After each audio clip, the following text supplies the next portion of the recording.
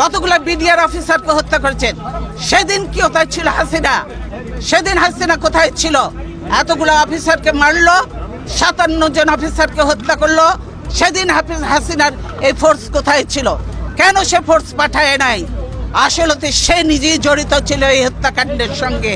BDR হত্যাকাণ্ডে সরাসরি জড়িত ছিল শেখ হাসিনা ও তার দল আওয়ামী লীগ। 30 নভেম্বর 2025 তারিখে স্বাধীন তদন্ত কমিশনের প্রতিবেদনে এমন তথ্যই সামনে এসেছে।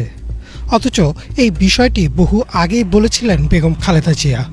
2009 সালের 25 ও 26 ফেব্রুয়ারি রাজধানীর পিলখানায় সংগঠিত এই হত্যাযজ্ঞের পর বিভিন্ন সময়ে গণমাধ্যমে বেগম জিয়া বলেছিলেন এই হত্যাকাণ্ডের সাথে শেখ হাসিনা ও আওয়ামী লীগ জড়িত। হাসিনা সবকিছু জানতো। 4 জনে সেদিন ডিনারে কেন যায়নি? হাসিনা এবং মঈনুদ্দিন এটা জানতো এবং তারা এর জন্য দায়ী। কাজেই হাসিনাকে একদিন জবাব দিতেই হবে এটা জন্য। ঘটনাটি 2009 সালে ঘটলেও বিগত 16 বছর এর কোনো সঠিক তদন্ত হয়নি। চেষ্টা করা হলেও তৎকালীন সরকারের পক্ষ থেকে বারবার দেয়া হয়েছিল বাধা। তবে আওয়ামী লীগের পতনের পর সঠিক তদন্তের জন্য একটি স্বাধীন তদন্ত কমিশন গঠন করে অন্তর্বর্তী সরকার। কমিশনের প্রতিবেদনে দেখা গেছে ঘটনাটি কোনো স্বতঃস্ফূর্ত বিদ্রোহ নয়, বরং পরিকল্পিত ষড়যন্ত্র এবং এতে সরাসরি দল হিসেবে আওয়ামী লীগ ও ফজলে নূর তাপস জড়িত ছিলেন। শেখ হাসিনা, ব্যারিস্টার ফজলে নূর তাপস,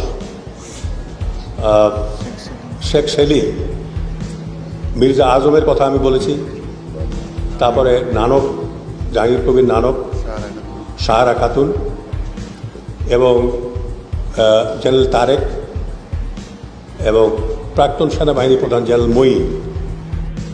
2015 সালের 1 নভেম্বর লন্ডনের পার্ক প্লাজায় এক সংবাদ সম্মেলনে বেগম খালেদা জিয়া জনসমক্ষে প্রশ্ন তোলেন কিভাবে রাজধানীর কেন্দ্রে 2 দিন ধরে সেনাবাহিনীর 57 জন অফিসারকে হত্যা করা হলো।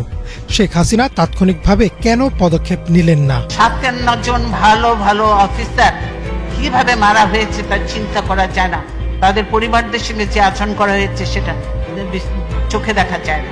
র্যাব, আর্মি যে বসে আছে কিন্তু পারমিশন পাচ্ছে না, র্যাব ঢোকার পারমিশন পাচ্ছে না। পিলখানায় যদি তারা ঢুকতে পারতো তো সব অফিসারকে আমরা বাঁচাতে পারতাম। বিডিআর ঘটনার সঙ্গে হাসিনা এবং মঈনুদ্দিন সরাসরি জড়িত। প্রায় 1 যুগ পর বেগম খালেদা জিয়ার এসব প্রশ্নের উত্তর ও তার অভিযোগের প্রমাণ পাওয়া গেল স্বাধীন তদন্ত কমিশনের প্রতিবেদনে। যখন পিলখানা হত্যাকাণ্ডকে বিদ্রোহ বলে ধামাচাপা দেওয়ার সর্বোচ্চ চেষ্টা করেছিল আওয়ামী লীগ সরকার, তখন বেগম জিয়া বজ্র কণ্ঠে সত্য ঘটনা নিয়ে কথা বলে গেছেন। কমিশনের প্রতিবেদনে আওয়ামী লীগ ও শেখ হাসিনা জড়িত থাকার প্রমাণ সামনে এসেছে। অথচ গুরুতর অসুস্থ অবস্থায় চিকিৎসাধীন আছেন বেগম খালেদা জিয়া।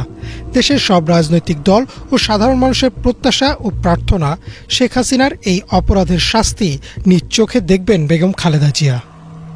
ইমরান মাহমুদ, বাংলা ভিশন।